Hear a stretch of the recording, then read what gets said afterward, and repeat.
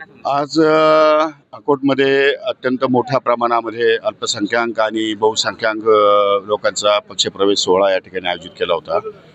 पक्ष कार्यकर्त्यांचा फार मोठा जनसमुदाय आज या ठिकाणी उपस्थित होता आणि अत्यंत उत्कृष्टपणे या ठिकाणी हा सोहळा आयोजित केलेला आहे। आयोजकांना मनापासून धन्यवाद।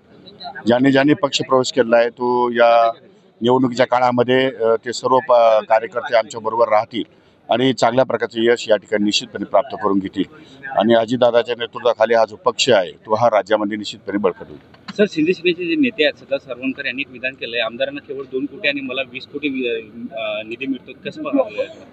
असं नाहीये।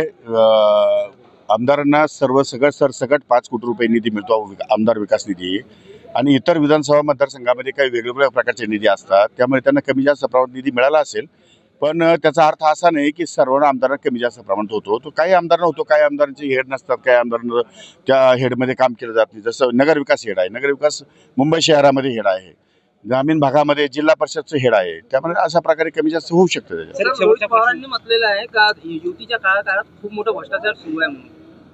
ठीक आहे, मला त्याच्यावर काही भाष्य करायचं नाही, पण मी पक्षप्रवेशासाठी या ठिकाणी आलो। पक्षप्रवेश सोहळा व्यवस्थित पार पडलेला आहे आणि पक्षामध्ये खूप मोठ्या प्रमाणामध्ये युवकांची संख्या या ठिकाणी आकर्षित होत आहे।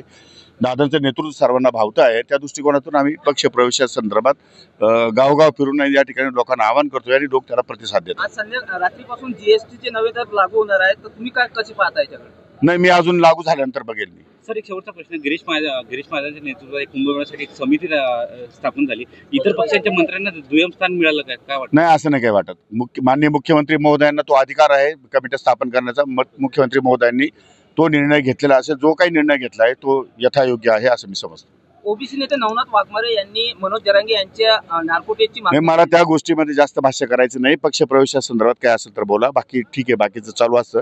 सगळ्या महाराष्ट्रात राजकारणावरती आपण प्रतिक्रिया दिलाच पाहिजे असं काही नाही। मोठ्या प्रमाणात पक्षप्रवेश होत आहे, तर स्वबळाचा नारा तुम्ही देणार आहे का? नाही, असं नाही। जोपर्यंत वरिष्ठ नेते यामध्ये निर्णय घेतील आणि त्यानंतर मग आमचा पक्ष जो काही निर्णय घ्यायचा तो घेईल।